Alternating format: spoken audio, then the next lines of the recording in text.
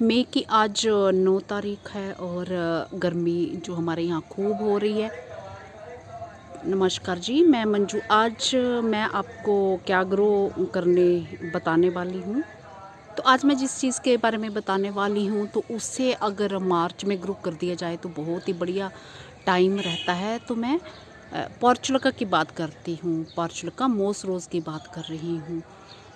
तो आप सोच रहे होंगे, अगर मुझे पता है कि मार्च महीना बहुत बढ़िया रहता है तो मैंने ग्रो क्यों नहीं की। एक्चुअली अप्रैल में हमारा कहीं बाहर जाने का प्रोग्राम था और ज़्यादा गर्मी के कारण फिर मुझे पोस्टपोन करना पड़ा।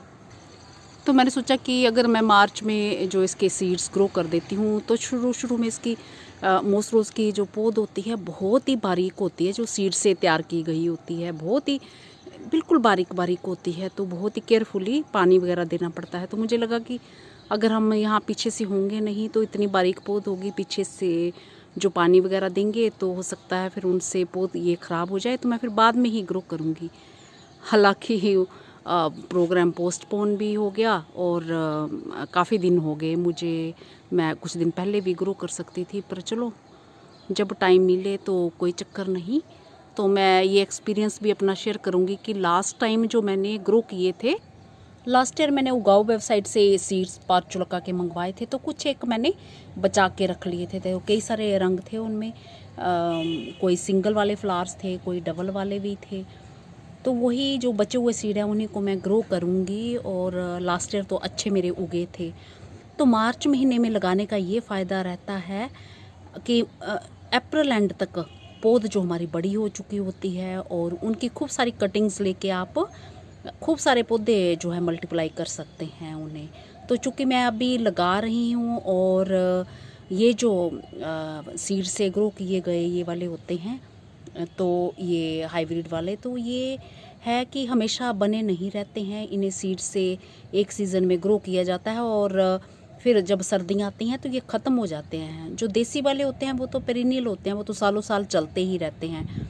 और वो थोड़े, उनकी जो स्टेम होती है वो मोटी होती है, हार्डी होते हैं वो। तो ये बस एक सीज़न फूल देते हैं, फिर दोबारा हमें इन्हें ग्रो करना पड़ता है। ये एनुअल वाले होते हैं, एक एनुअल वाले होते हैं, एक पेरिनियल वाले होते हैं, तो दो तरह के होते हैं। तो ये एनुअल वाले हैं जो अभी सीड से मैं ग्रो करूँगी, पॉर्चुलका मोस रोज़।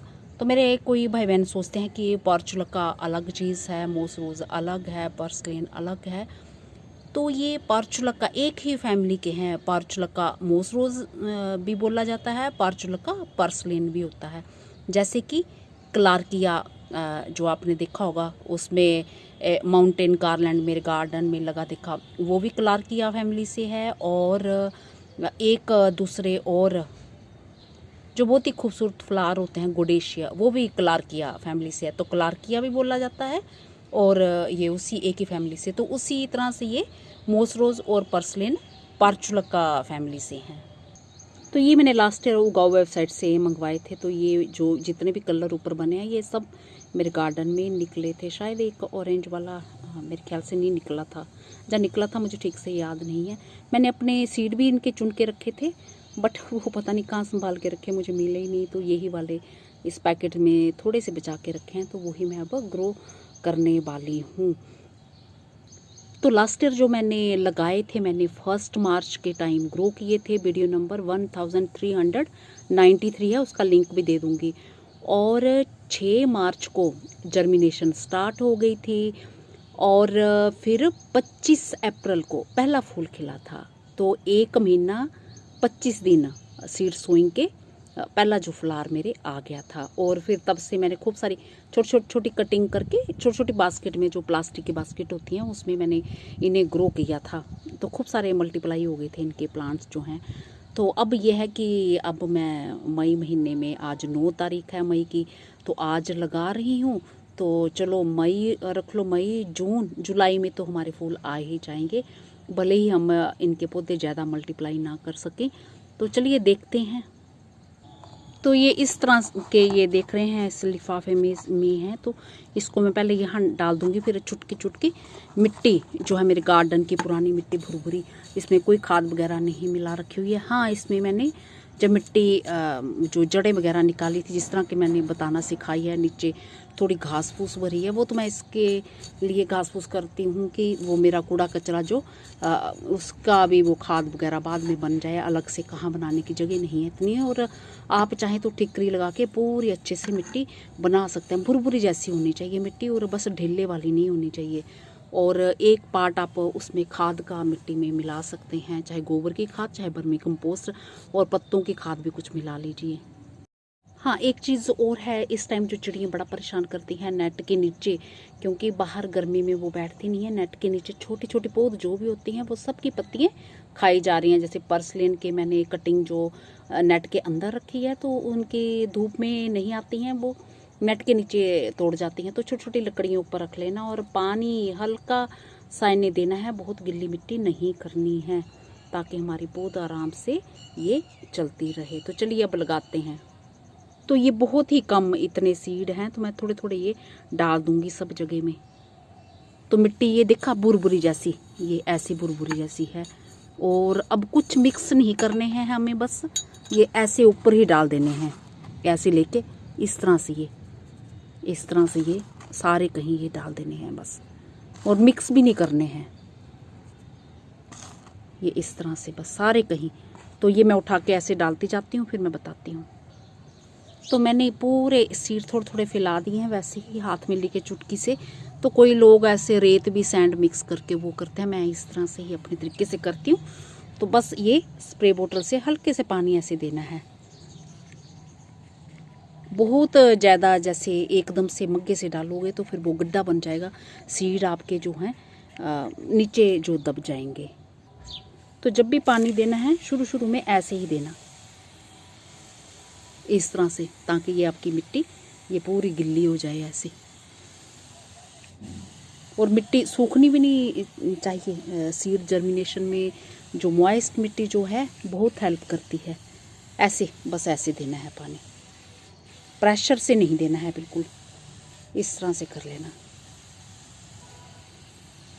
तो छोटी पौध को, जो छोटे छोटे पौधे होते हैं नाजुक को, और ऊपर मैं थोड़ी सी लकड़ियाँ ऐसे दे दूँगी इस तरह से, कुछ एक लकड़ियाँ, ताकि चिड़ियाँ वगैरह जब पौध छोटी छोटी निकले ये तो हफ्ते के अंदर ये निकल आते हैं। जैसे कि मैंने अपना एक्सपीरियंस शेयर किया, मैंने 1 मार्च को लगाए थे और 6 मार्च को ये जर्मिनेशन इसकी स्टार्ट हो गई थी। तो 1 हफ्ते के अंदर ही ये शुरू हो जाते हैं, उगाते हैं। और 2 महीने से पहले, 1 महीना 25 दिन में पहला फूल, जो सीड सोइंग के पहला फूल आ गया था।